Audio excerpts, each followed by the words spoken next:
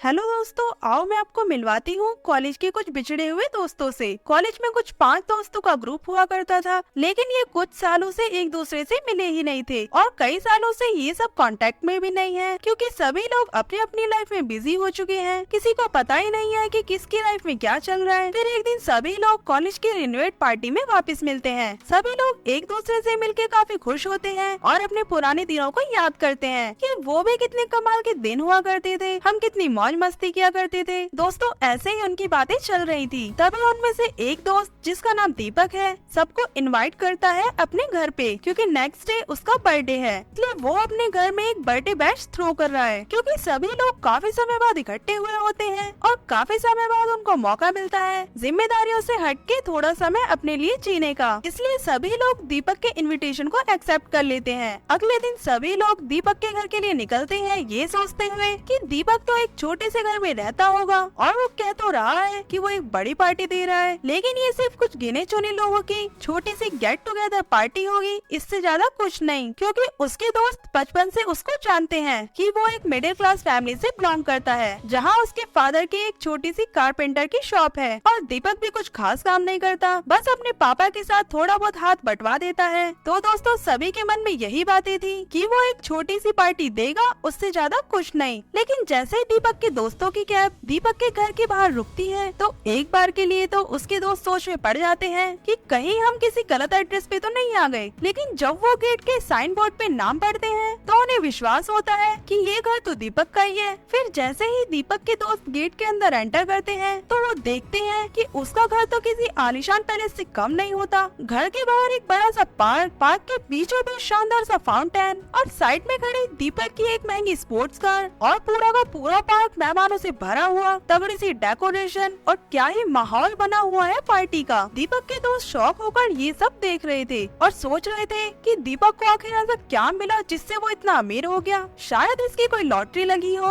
या फिर हो सकता है कि इसके दादा ने या फिर इसके पापा ने इसके नाम कोई पुरानी जायदाद करी हो। लेकिन फिर इनको याद आता है कि उसके फादर तो नॉर्मली से कारपेंटर है और ऐसे कई सारे सवाल उनके मन में आने लगे। लेकिन जब काफी समय बाद भी उनको समझ में नहीं आया तो उन्होंने सोचा कि छोड़ो यार, खाने पे फोकस करते हैं। और बाकी सारे दोस्त खाने पीने और डांस में बिजी हो गए। लेकिन एक दोस्त जिसका नाम मोहन था, उसके मन से ये सवाल जा ही नहीं रहा था कि आखिर दीपक इतना अमीर कैसे हुआ। और इतना सोचकर आखिर में वो दीपक के पास चला ही गया और उससे पूछने लगा, दीपक तुमने पार्टी तो बहुत ही शानदार अरेंज की है और तुम्हारा घर भी कितना बड़ा है। दोस्त, क्या तू मुझे बता सकता है कि तू इतना अमीर कैसे हुआ? और फिर दीपक उससे बोलता है, यार मुझे तो इतना नहीं पता, लेकिन पिछले ही साल मेरे पापा ने मेरे नाम पिटीराइट इंडस्ट्री नाम की किसी कंपनी के 20,000 शेयर किए थे, जिससे मेरी नेटवर्थ 4 करोड़ 80 लाख से भी ज्यादा की हो गई थी, जिनमें से ही कुछ शेयर बेच के मैंने बंगला और गाड़ी ली और हर साल कंपनी से मुझे डिविडेंड भी मिलता है, जिससे मैं अपनी लाइफ आराम से जीता हूँ, घूमता फिरता हूँ और एंजॉय करता हूँ। अब मोहन के मन में और सवाल उठने लगते हैं। उसके पापा ने पिटीराइट के शेयर से कैसे पिक किए होंगे? उनको कैसे पता चला होगा कि ये कंपनी आगे जाके अच्छे रिटर्न्स देगी? फिर यही सब सवाल मोहन दीपक से पूछता है, लेकिन दीपक कहता है कि मुझे इस बारे में कुछ नहीं पता और ना ही मैंने कभी पापा से पूछा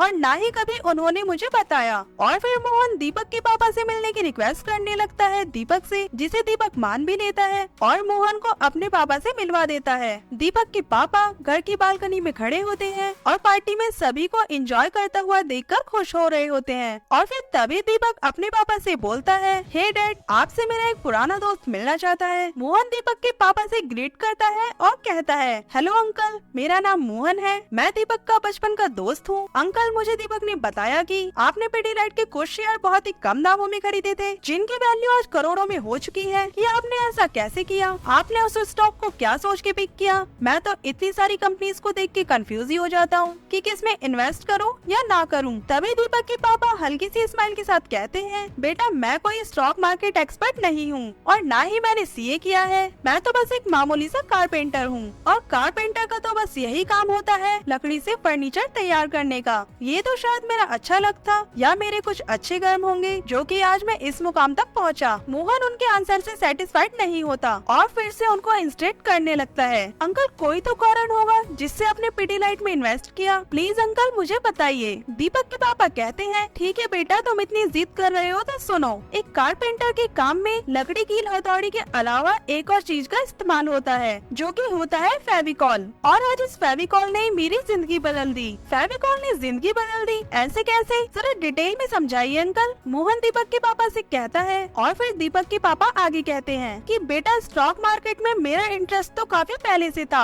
लेकिन ये शौक इस एक इंसिडेंट के बिना कभी रियल में बदल ही नहीं पाता। ये बात है 2001 की। हमारे शहर में एक लाइब्रेरी ओपन हुई, जो कि मेरी शॉप से कुछ ही दूरी पर थी। वैसे तो मैं उन दिनों में कोई बुक्स रीड नहीं किया करता था और ना ही मुझे कोई शौक था किताबें पढ़ने का, लेकिन मेरा एक फ्रेंड था जिसे काफी शौक था बुक्स रीड करने का। वो एक दिन मुझसे जिद करने लगा कि चलो उस नई लाइब्रेरी में जाते हैं। मैंने काफी मना किया, लेकिन वो माना ही नहीं। आखिरकार मुझे उसके साथ जाना ही पड़ा। वैसे तो मेरा कोई मन नहीं था किसी बुक को खरीदने का, लेकिन वहाँ पर एक सेक्शन बना हुआ था इन्वेस्टमेंट से रिलेटेड बुक्स का। उसने मेरा ध्यान अपनी तरफ अट्रैक्ट किया और मेरी नजर पड़ी एक बुक पे, जिसका नाम था learn to earn by Peter Lynch. और फिर मैंने वो बुक खरीद ली और उसे पढ़ने लगा। उस बुक में मेरा इतना इंटरेस्ट बना कि फिर मैंने पीटर लिंच की बाकी दोनों बुक, जिनका नाम बेटिंग द स्ट्रेट और वन अपॉन वॉल स्ट्रीट, उनको भी खरीद लिया। और एक ही महीने में मैंने दोनों बुक्स को पढ़ डाला। सभी बुक्स को पढ़ने के बाद ये बातें मुझे समझ में आई। उनमें से एक बात ये थी कि आप उस इंडस्ट्री से रिलेटेड कंपनी को चूज करो जिसमें आपकी एक्सपर्टीज हो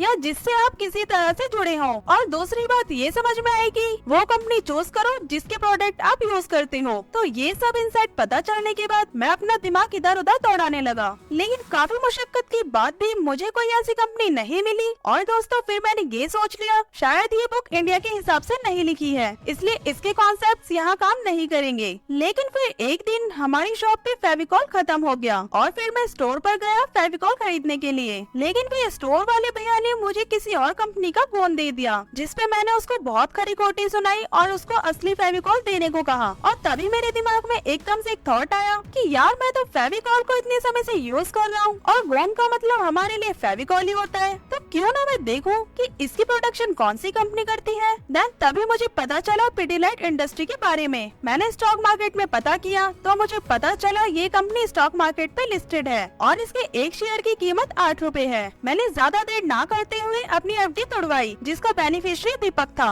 और एफडी से मिले पैसों से पिडीलाइट के 20,000 शेयर्स बाय कर लिए। वैसे दोस्तों, उन दिनों शेयर्स खरीदना किसी जंग जीतने से कम नहीं होता था। स्टॉक एक्सचेंज में जाके हजारों की भीड़ का सामना करके और घंटों शोर शराबे में खड़े रहने के बाद बारी आती थी शेयर्स खरीदने की। लेकिन दोस्तों, आज का हमारा दौर एक गोल्डन दौर है। आजकल तो बस स्मार्टफोन्स की कुछ कीज को प्रेस करो और घर बैठे डीमैट अकाउंट खुलवा के इन्वेस्टिंग शुरू कर दो। और आजकल तो ये डिस्काउंट ब्रोकर भी आ गए हैं जो कि फ्री में डीमैट अकाउंट ओपन कर देते हैं। तो दोस्तों, हमारे देश का जो बेस्ट ब्रोकर है उसके फ्री डीमैट अकाउंट ओपनिंग की लिंक मैं डिस्क्रिप्शन में दे दूंगी। आप आज ही एक डीमैट अकाउंट ओपन करके अपनी जर्नी शुरू कर सकते हैं। तो दोस्तों, ये सब सुन के मोहन की आंखों में चमक आ जाती है और मोहन मन ही मन में सोचने लगता है कि अब तो मैं भी अमीर बनूंगा और कल ही स्टॉक मार्केट में एंट्री मार दूंगा। और ये सोचते हुए मोहन बाहर की तरफ जाने लगता है। लेकिन दीपक के पापा उसकी आंखों की चमक को देख के और उसके चेहरे के भाव को पढ़ के समझ जाते हैं कि मोहन स्टॉक मार्केट के चमक को देख के अट्रैक्ट तो हो गया है। इसलिए दीपक के पापा मोहन को रोकते हैं और कहते हैं कि बेटा, तुमने स्टॉक मार्केट की सिर्फ एक ही साइड देखी है और हर सिक्के के दो पहलू होते हैं और किसी चीज के दोनों पहलुओं के बारे में जाने बिना आप कभी भी सही डिसीजन नहीं ले सकते। दीपक के पापा फिर आगे कहते हैं कि बेटा, मेरी ही तरह मेरा एक दोस्त हुआ करता था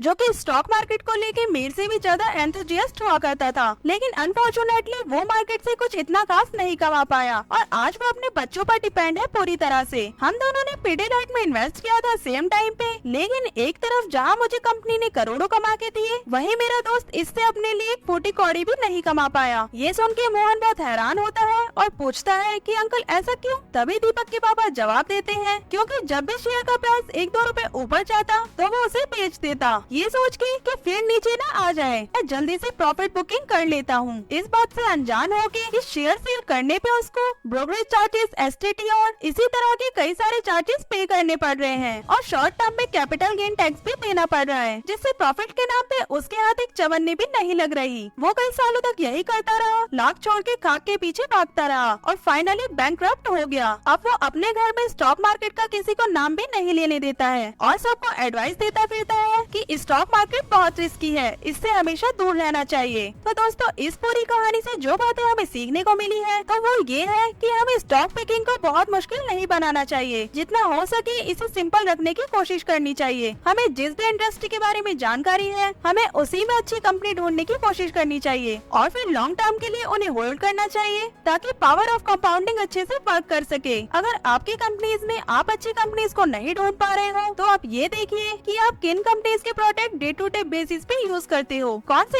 ऐसे प्रोडक्ट्स हैं जो आपकी जरूरत बन चुके हैं या फिर ऐसे प्रोडक्ट जिनका नाम आपकी जुबान पर चढ़ चुका है। जैसे कि अगर मैं टूथपेस्ट बोलूं, सबसे पहली इमेज आपके माइंड में कोलगेट ही बनेगी और ज्यादातर ऐसा होता है कि हम जब भी शॉप पर जाते हैं तो हम टूथपेस्ट की बजाय कोलगेट ही मांगते हैं। वैसे ही दोस्तों और भी प्रोडक्ट्स होंगे जिनको आप डे टू डे बेसिस पे यूज करते होंगे जो कि आपकी एक नीड बन चुकी है। सिंपली आप एक ऐसी कंपनी को ढूंढ के इन्वेस्ट कर सकते हैं। वैसे एक शॉर्ट डिस्क्लेमर कि ये वीडियो कोई टिप्स प्रोवाइड नहीं करता और ना ही मैं कोई रजिस्टर्ड एडवाइजर हूँ। दोस्तों, मेरा काम सिर्फ नॉलेज सेपरेट करना है और मार्केट के कॉन्सेप्ट्स को इजी बनाना है ताकि 12 साल का बच्चा भी स्टॉक मार्केट को समझ पाए। दोस्तों, आगे हमने सीखा कि दूसरों की देखा देखी करके हमें स्टॉक्स को पिक नहीं करना चाहिए और स्टॉक ट्रेडिंग से बचना चाहिए क्योंकि इसमें सक्सेस रेट काफी कम है और साथ ही में हमें सभी चार्जेस और टैक्सेस की जानकारी भी रखनी चाहिए ताकि हमें पता हो कि हम एडिशनली क्या क्या पे कर रहे हैं and based on that calculation, ताकि हमें पता चल सके कि हम अपनी पोजीशन को प्रॉफिट में काट रहे हैं या फिर लॉस में। एंड फाइनली पेशेंस रखना भी बहुत जरूरी है और ये सिर्फ स्टॉक मार्केट के लिए ही नहीं, पेशेंस हमारी ओवरऑल सक्सेस के लिए भी बहुत इंपॉर्टेंट है। So that's it. I hope दोस्तों आज की इस वीडियो में आपको कुछ नया और इन्फॉर्मेटिव सीखने को मिला होगा और साथ ही फाइनेंशियली पिछले कल से ज्यादा फिट हुए होंगे। और दोस्तों, पूरी दुनिया में अगर आपको किसी से बेहतर बनना चाहिए तो वो है कल वाले खुद से। इसलिए अगर आप एक रिटर्निंग व्यूअर हो और अभी तक आपने हमारे चैनल को सब्सक्राइब नहीं किया है तो आप अभी चैनल को सब्सक्राइब करें ताकि आप पहले से भी बेहतर बन पाएं और आगे भी बेहतर बनते ही जाएं। दोस्तों, हमारे चैनल का वन एंड ओनली पर्पस है अपने देश के नौजवानों को फाइनेंशियली एजुकेट करने का। इसलिए हमारे चैनल पैसे की वैल्यू से अभी जुड़िए और जितना हो सके वीडियो को अपने दोस्तों के साथ शेयर करें। Wishing you a great financial success.